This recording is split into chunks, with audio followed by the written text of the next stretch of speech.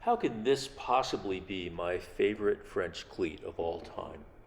It's not cut with a CNC, it doesn't conform to the exact size and shape of the tool, and it's not even made from Baltic birch plywood.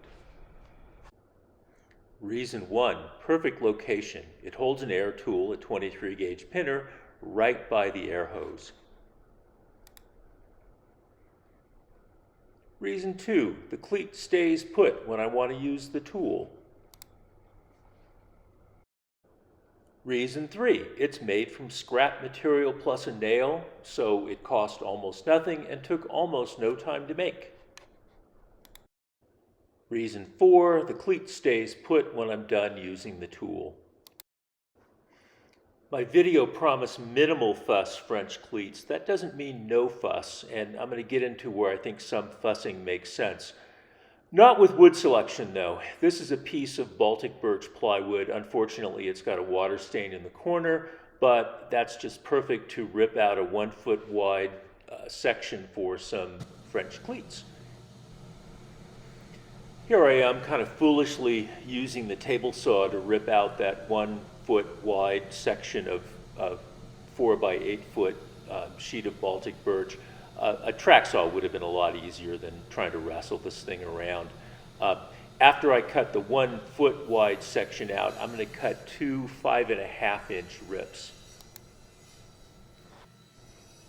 The 5.5 inch rips are because I've gotten fussy about cleat sizing. I want my cleats to be exactly the same size. I'll explain later in the video. The formula scribbled on the screen there shows how I knew to set the rip fence to 2 5/16 to get cleats, 2 cleats, the exact same size. And I'll demonstrate here with the rip, and it will show that they come out exactly the same size. Voila.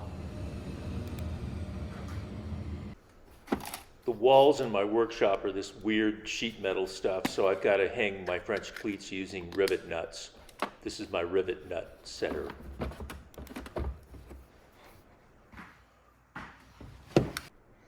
I'm using 1/4 inch rivet nuts, so I need a 3/8 inch hole in the wall for each rivet nut.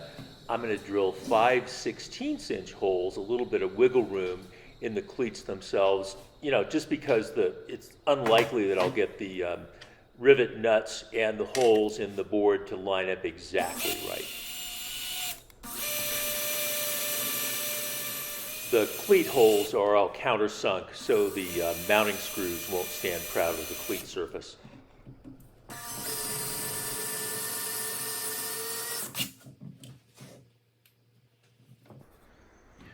This section of cleat wall does not have standardized cleat heights, and I got better at this, right? And the standardized ones are easier. Here I used a straight edge so I can line up the new cleat with the old cleat and then try to mark those holes. But it's a little hard because you can't move the cleat to try to get the holes to mark and line up properly. I'll show a later video of how a standardized cleat wall makes that much easier.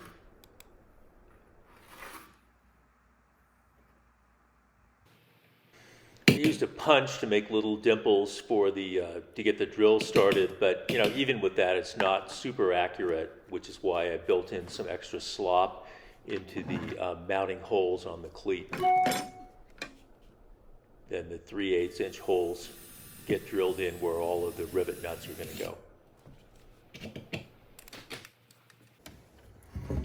The rivet nuts thread onto the front end of the nut setter, and then once you have it in the wall, you pull the 2 arms together to set the nut. I'll show what that looks like in a unfortunately not too well framed video coming up here, a clip coming up here. You're going to see me come in with the setter, and you just pull those 2 handles together. It takes a little bit of force, and then you sort of unscrew from the rivet nut using that center screw.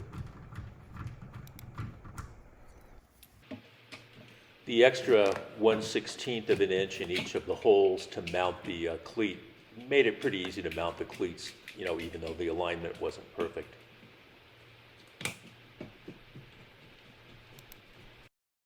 This shows why I standardize my cleat sizes. I can make these spacers, and now every time I want to add another row of cleats, this is my newer section of cleat wall, I just use the spacers and they line up perfectly. This shows what happened when I wasn't fussy enough building a cleat. I tried to just be really simple and just put these bins directly on the cleat without any block in between, but you need to have that block in between. If you don't, it'll sit on the wall, but if you try to go in there and reach anything out, avalanche. Anyway, it's pretty easy to fix. I'll just let the video run. It's pretty obvious what I'm going to do here.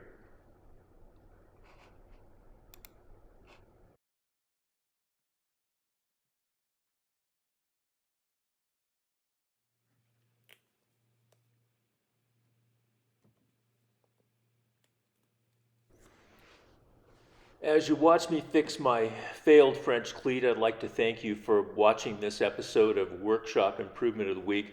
I am going to try to come out with weekly videos, and we'll see where that takes us over the next several weeks. So if you like what you're seeing, please hit the like button, please subscribe, and see more of these videos to come.